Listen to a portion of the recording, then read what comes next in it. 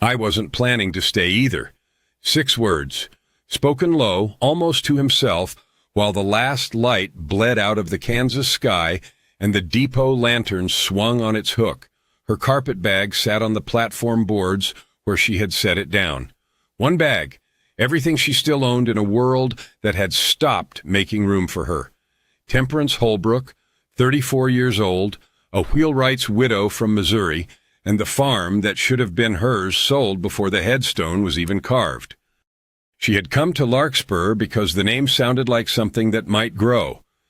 Instead, she found Harriet Gooding, the boarding house owner who also decided, with a quiet word here and a closed door there, who worked in this town and who did not. Harriet looked at Temperance's worn coat, her dust-covered hem, the way her hands shook when she counted the coins she did not have. And Harriet smiled, said the rooms were full, said she might try the next town up the line. Said it so the whole platform could hear. The next train would not come for 6 days. Temperance stood there with nowhere to sleep, no money to wire for, and the cold already settling into her bones. A woman alone on an empty platform. A woman who had been told, in every way that mattered, that she had passed the point where anyone would want her. And then a man she had never seen before stepped out of the shadow by the freight office, Harvey Jennings, owner of the largest horse breeding operation in the territory, though you would never know it from his plain coat and the quiet way he carried himself. He looked at her bag, looked at Harriet walking away, looked at Temperance like he was reading a sentence he had seen written somewhere before. Why would a man like that offer a stranger everything she needed to survive? 3 weeks before she stepped off that evening train, Temperance Holbrook stood in front of a courthouse in Missouri and signed away the last of what her husband had left her. The lawyer did not meet her eyes. He shuffled papers. He pointed to the lines that needed her name. He said something about debts she had not known existed and liens filed before the funeral flowers had wilted. She signed. What else was there to do? The farm had never been in her name. The shop had never been in her name. The marriage had lasted 11 years, and the only thing that belonged to her at the end of it was the dress she wore and a carpetbag she had carried from her father's house when she was 23 years old. She was 34 now, a wheelwright's widow, a woman who had spent a decade learning to keep books and manage hired help and order supplies from St. Louis, and none of it mattered because her name had never been on a single deed. The lawyer's wife brought her tea afterward. Set it down on the edge of the desk like an offering to someone recently dead. "I am sorry for your loss," she said. Temperance did not know which loss she meant. She sold her wedding ring for $18, bought a train ticket west with 12 of it, kept the remaining 6 in a coin purse she wore on a cord around her neck, tucked beneath her collar where no one could see. The ticket agent asked if someone would be meeting her in Kansas. She said yes, because it was easier than explaining that she had chosen the destination by closing her eyes and pointing at a map. Larkspur. The name had sounded like something that might grow. The train arrived at sunset. The platform was nearly empty. A freight man loading crates onto a wagon.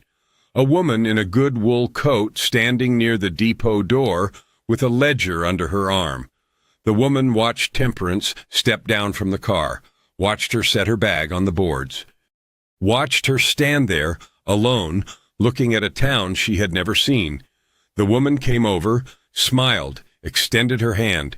"Harriet Gooding," she said. "I run the boarding house. You look like you might need a room." Temperance felt something loosen in her chest. Relief, maybe, or the first breath she had taken in 3 weeks that did not hurt. "I do," she said. "I have a little money. I can pay." Harriet's smile did not change, but something behind her eyes shifted, sharpened. She looked at Temperance's coat, at the dust on her hem, at the way her hands trembled when she reached for her coin purse. "How much?" Harriet asked. Temperance counted the coins. $5 and some change, The rest had gone to a sandwich in Kansas City and a glass of water that cost more than it should have. "I see," Harriet said. She was still smiling. That was the worst part. She never stopped smiling. "I am afraid we are full tonight. All the rooms. You might try the next town up the line. The train comes again in 6 days." She said it loud enough for the freight man to hear, loud enough for the depot agent to hear, loud enough for Temperance to understand that this was not about rooms at all. "I have nowhere else to go," Temperance said. Harriet tilted her head, that polite, terrible smile. "Then I suppose you should have planned better." She walked away. Her heels clicked on the platform boards. The freight man did not look up from his work. The depot agent closed his window. Temperance stood alone in the last of the daylight with a carpetbag at her feet and nowhere to sleep. A woman who had crossed half a country to find a place that might want her, and the first person she met had looked at her and decided she was not worth the trouble. The cold came in fast. Kansas cold, sharper than Missouri, carrying the smell of dust and dry grass and something that might have been snow. She pulled her coat tighter, sat down on the bench by the platform edge, watched the sky turn from gold to violet to the deep blue that comes just before the stars. She thought about her husband, about the way he had smiled when he proposed, about the 11 years of keeping his books and mending his shirts and never once asking for her name on the deed because it had seemed like such a small thing, because she had trusted him, because she had believed in some deep and foolish part of herself that he would live forever. He had died in his sleep, quietly, without warning. And she had woken up beside him and known, in the first cold moment of that morning, that everything she thought she had was already gone. The platform lantern swung on its hook. The wind picked up. She was so tired. She had been tired for 3 weeks, tired in a way that sleep could not touch. She did not hear him approach. "Ma'am?" She looked up. A man stood at the edge of the platform light. Plain coat, worn boots, a hat pulled low against the wind. He was maybe her age, maybe a little older. Hard to tell in the dimness, but his voice was quiet, not unkind. "The boarding house is full," she said. "I have already been told." He did not move, did not smile, just looked at her for a long moment, like he was reading something written on her face. "I know what you were told," he said. "I heard her say it." Temperance felt the heat rise in her cheeks. Shame. That was the worst part of all this. Not the poverty or the loneliness or the fear. The shame of being seen like this. Of being the kind of woman who had to be pitied. "I am fine," she said. "I will manage." "It is going to freeze tonight," he said. "There is a quarter section 3 miles out. Widow's place, mortgaged twice over, empty since last spring. I have been keeping an eye on it. There is a stove and a bed and wood stacked by the door." She stared at him, waiting for the rest of it, the catch, the price. He reached into his coat and pulled out a key, held it out to her. "Take it," he said. "Stay as long as you need. No one will bother you there." She did not move. "Why?" she asked. He looked at her, at the carpetbag, at the coin purse visible against her collarbone where the cord had slipped. "Because I was not planning to stay either," he said, "and someone did this for me once." He set the key on the bench beside her, touched the brim of his hat. "Name is Harvey Jennings," he said. "If you need anything, ask at the feed store. They will know where to find me." And then he walked away. His boots made no sound on the boards. He disappeared into the darkness beyond the platform light, like he had never been there at all. Temperance sat alone with the key beside her. The metal was cold. The wind was cold. Everything was cold except the small, quiet place in her chest where something had just shifted. She picked up the key, picked up her bag, and walked off the platform into the dark. The cabin smelled of dust and cold and something older, mouse droppings in the corner. A blanket folded at the foot of the bed, stiff with disuse. But the stove was where he said it would be, and the wood was stacked by the door, and when she lit the first fire she had made with her own hands, in 11 years, the smoke rose straight and true through the chimney. She slept 12 hours that first night, woke to frost on the inside of the window and the sound of wind in the dry grass. He came the next morning. She heard the horse before she saw him. A big bay gelding picking its way up the rutted track. Harvey Jennings sat easy in the saddle, a burlap sack tied to the pommel. He dismounted at the fence line, did not approach the door. Brought some things, he said. Flour, salt, a little bacon. You can pay me back when you are on your feet. She stood in the doorway with her coat pulled tight. The morning light was thin and cold. He looked different in daylight, weathered, older around the eyes than she had guessed. But his voice was the same, quiet, unhurried. "Why?" she asked again. He looked at her, then at the cabin, then at the horizon where the grass met the sky. "Because someone should," he said. He left the sack on the fence post, mounted up, rode away without looking back. Another small thing she noticed. The flour was good quality, better than anything she could have afforded on her own. He came again 3 days later, this time with lamp oil and a box of matches, left them on the fence post, touched his hat, rode away. She watched him go. The bay gelding moved like it had been trained by someone who understood horses, not just how to ride them, how to talk to them, how to listen. The fourth time he brought a chicken, already plucked and cleaned. She found it wrapped in cloth on the fence post when she woke. She ate better that week than she had eaten in a month. October turned cold. The wind came down from the north and stayed.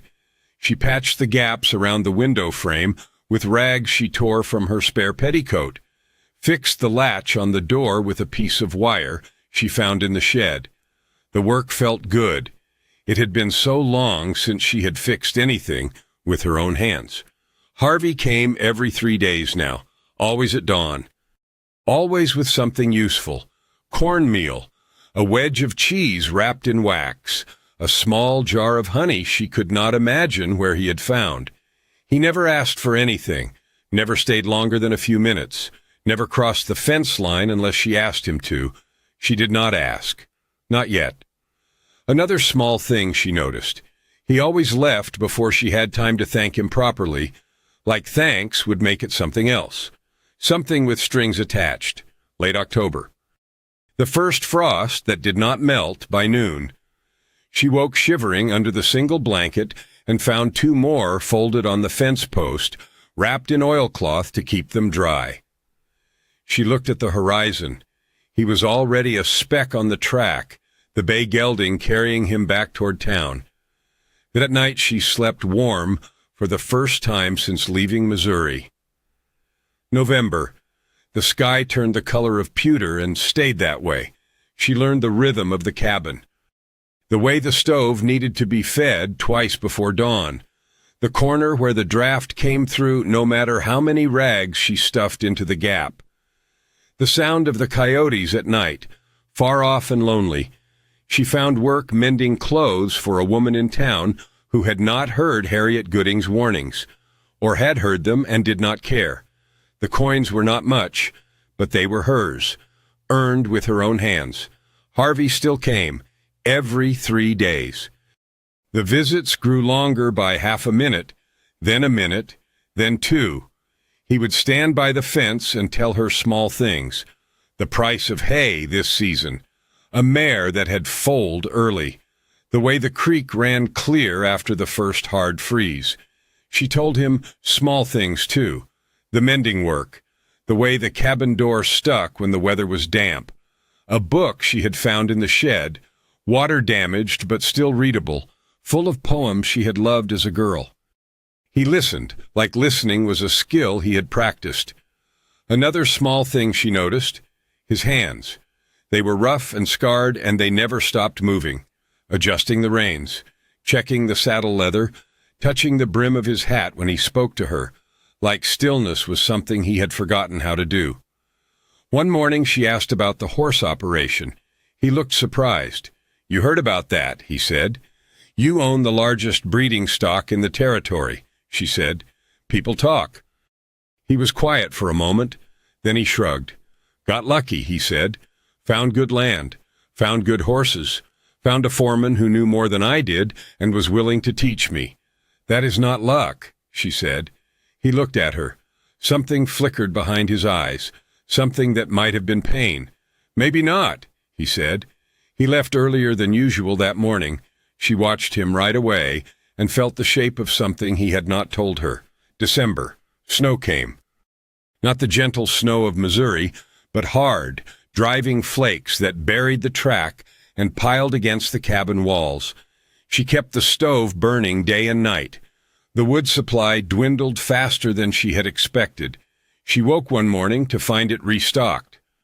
A full cord, neatly split, stacked against the side of the cabin where the roof overhang would keep it dry.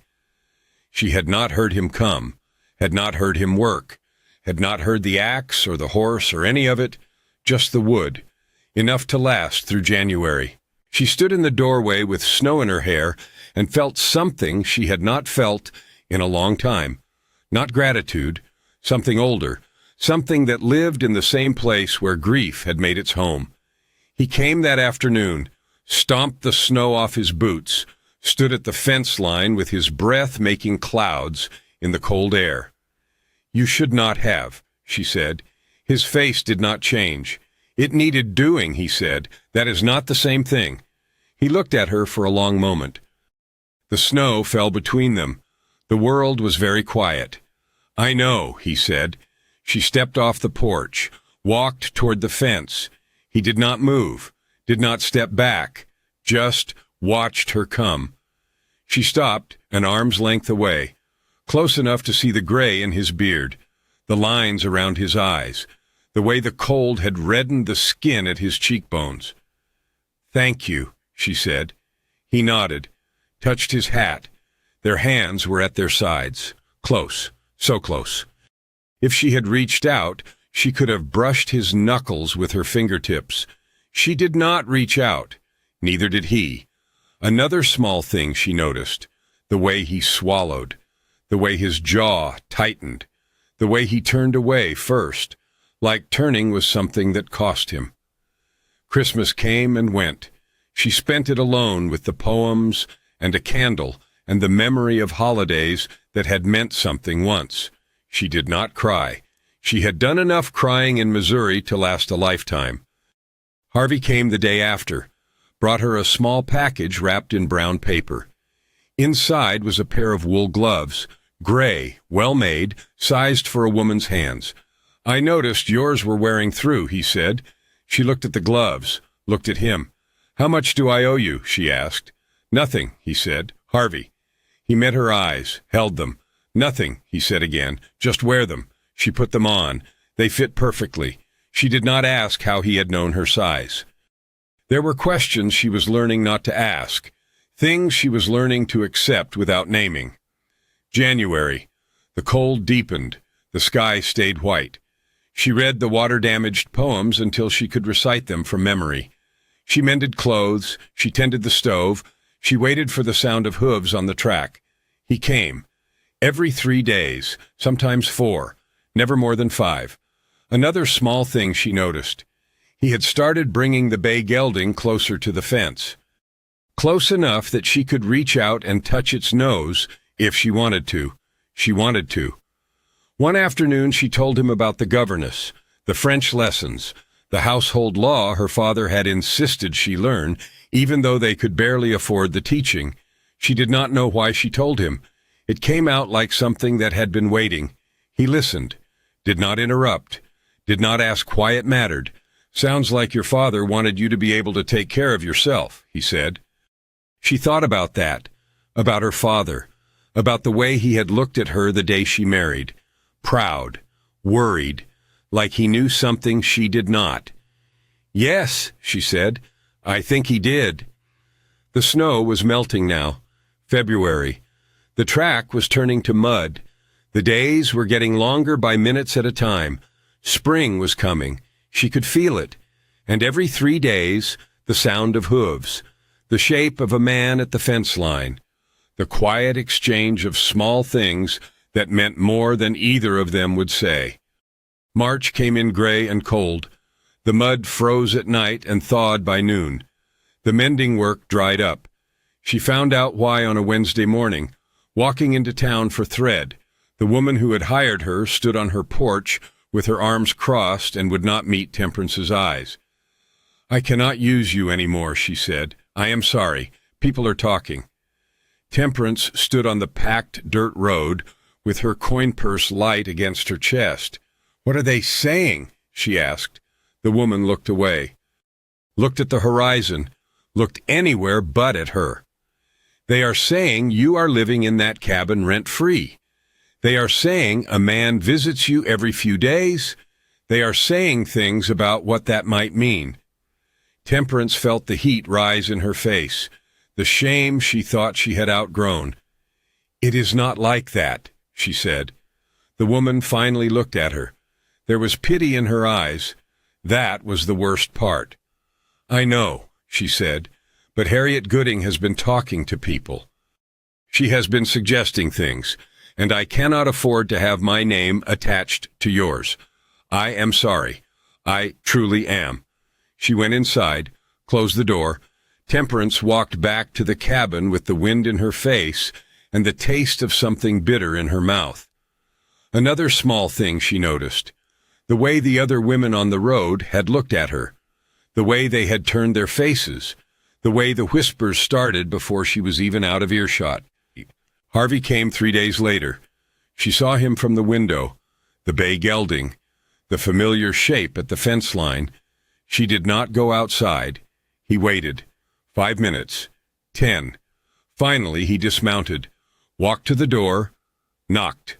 "Temperance," he said, "I know you are in there."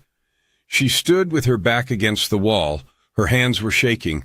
The gray wool gloves he had given her were on the table where she had set them that morning. "Please," he said, "just tell me what is wrong." She closed her eyes. Thought about Harriet Gooding.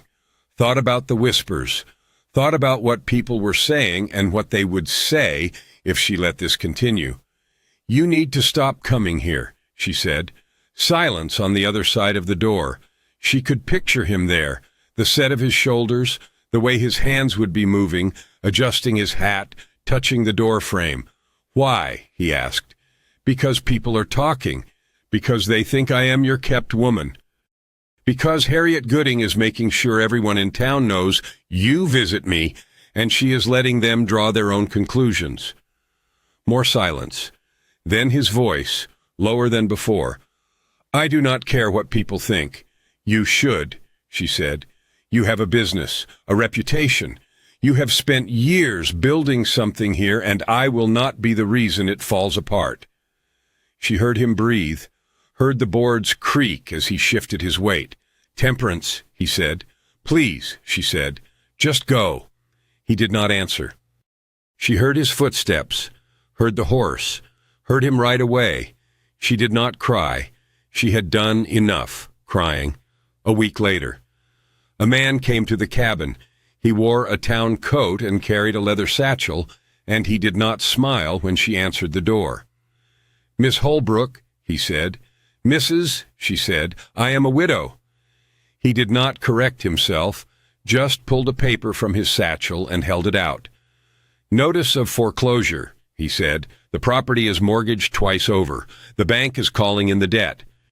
You have 30 days to vacate." She looked at the paper, looked at the numbers, looked at the signature at the bottom.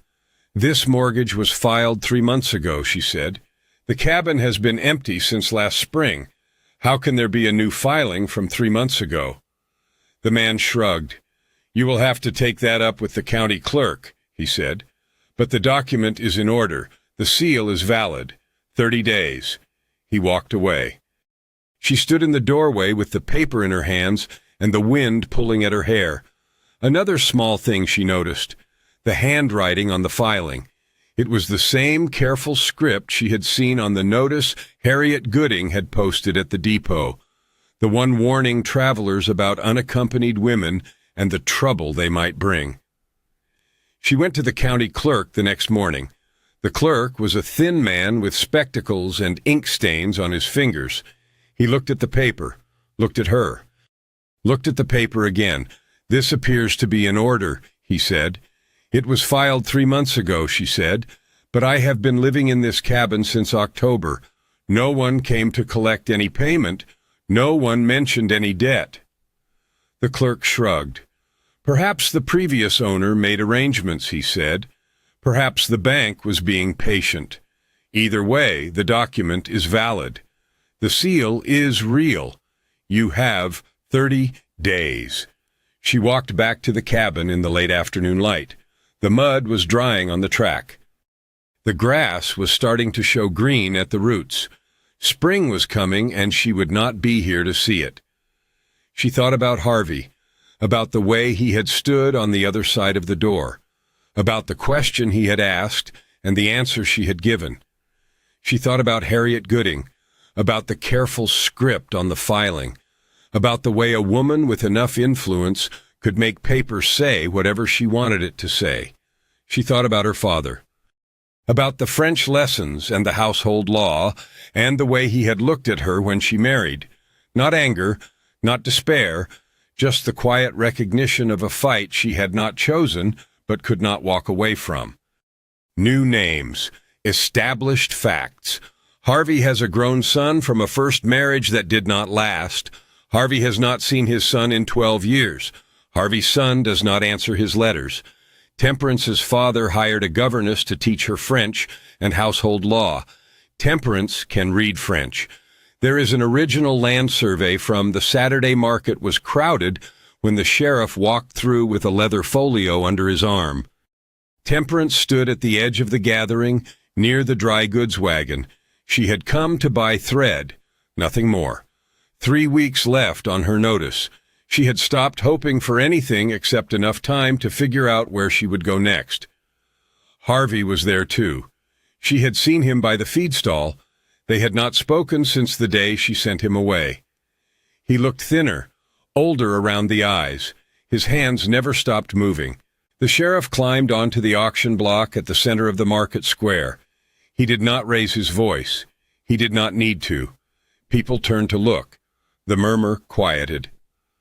"I have something to read," the sheriff said. He opened the folio. Inside was a stack of papers, yellowed at the edges, covered in handwriting Temperance could not read from where she stood. "This is the original land survey for the quarter section 3 miles north of town," he said. "The one folks have been calling the widow's place. I have had the county clerk verify it. I have had a notary in Topeka verify it. The document is authentic." Harriet Gooding stood near the front of the crowd. Her face was still. Her hands were folded in front of her. "The survey was filed in 1849, the sheriff said, by the original homesteader. It establishes clear title to the land and all improvements thereon. It also includes a clause, written in French, that was never translated into the English record." He paused, looked at the crowd. "I could not read it," he said. "Neither could the clerk. Neither could anyone else I asked." He looked at Temperance. "Except her," he said. The crowd turned. Faces she had seen in town. Faces that had looked away when she passed. Faces that had believed whatever Harriet told them to believe. The clause states that any mortgage filed against the property must be accompanied by a physical inspection and a witness signature from the title holder's blood kin, the sheriff said. "Without that signature, the mortgage is void." He held up another paper, newer, the ink still dark. "The mortgage filed 3 months ago has no such signature," he said. "The title holder died without blood kin. The filing is fraudulent." The crowd's murmur rose, not angry, something else. The sound of people realizing they had been told a story that was not true. Harriet Gooding did not move. Her face did not change, but something behind her eyes shifted, sharpened, like an animal that had just realized the trap was closing. "There is more," the sheriff said. He pulled out a third document. This one Temperance recognized. The notice that had been posted at the depot. The careful script warning travelers about unaccompanied women. "The handwriting on the fraudulent mortgage matches the handwriting on this notice," the sheriff said. "I am not a handwriting expert, but anyone with eyes can see it." He looked at Harriet. "Do you have anything to say?" he asked. Harriet Gooding stood very still. The crowd watched her, waited. She said nothing, and that was when Temperance understood. Not anger, not triumph. Just the quiet recognition that some people build their power on sand, and when the tide comes in, there is nothing left to hold. The sheriff folded the papers back into the folio. "The foreclosure notice is void," he said. "The property reverts to its previous status. Temperance Holbrook may remain as long as she wishes." He stepped down from the auction block. The crowd began to disperse. People moved past Harriet without looking at her, without acknowledging her, like she had become invisible. Temperance watched her go. The wool coat, the careful posture, the way she held her head like nothing had happened. She felt nothing, not satisfaction, not relief, just a strange, hollow quiet where the fear had been. Harvey appeared beside her. She had not heard him approach. "You translated the document," he said. She nodded. "How did the sheriff know to ask you?" she asked. Harvey looked at the horizon, at the place where the grass met the sky. "I told him," he said. "Told him about the governess. About your father. About the French lessons you mentioned that day in January."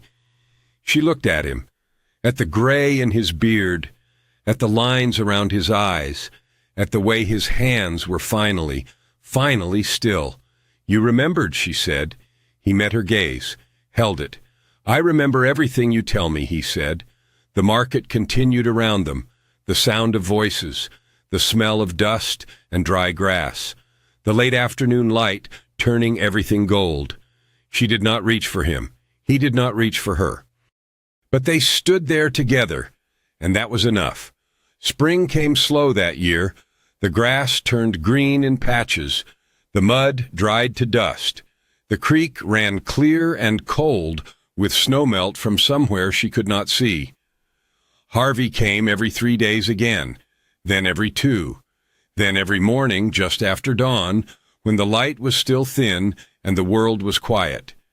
He brought her seeds for a garden, helped her turn the soil behind the cabin, worked beside her without speaking, their hands moving in the same rhythm, the bay gelding grazing in the new grass by the fence. One morning in late April, she found something on the fence post where he always left his offerings. A small wooden box, weathered, the kind a man might keep important papers in. She opened it. Inside was a deed. Her name.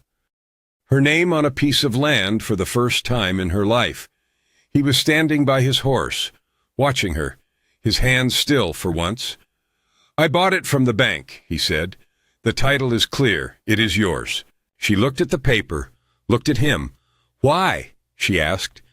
He took a step toward the fence, then another, closer than he had ever stood. "Because I was not planning to stay either," he said, "and then I met someone who made me want to." She set the deed back in the box, closed the lid, walked to the fence. They stood there in the thin April light, an arm's length apart, close enough to touch. She reached out, took his hand. He did not pull away, did not step back. Just stood there with her fingers wrapped around his, the calluses rough against her palm, the warmth of him real and solid and hers. "I am staying," she said. He nodded. His jaw tightened. His eyes were wet. "Good," he said. "So am I. When I think about these two, I think about the patience it takes to trust again." The courage of small gestures repeated until they become a language. The way a hand finally taken can mean more than any words ever could. That is what stays with me. Her fingers around his, the morning light, the deed in the wooden box, the quiet certainty of two people who almost missed each other and did not. If this story stayed with you, tell me where you are listening from and what moment touched you most. If you would like more quiet evenings by the fire, lonely roads, quiet cowboys, and hearts finding their way home, come back for the next one.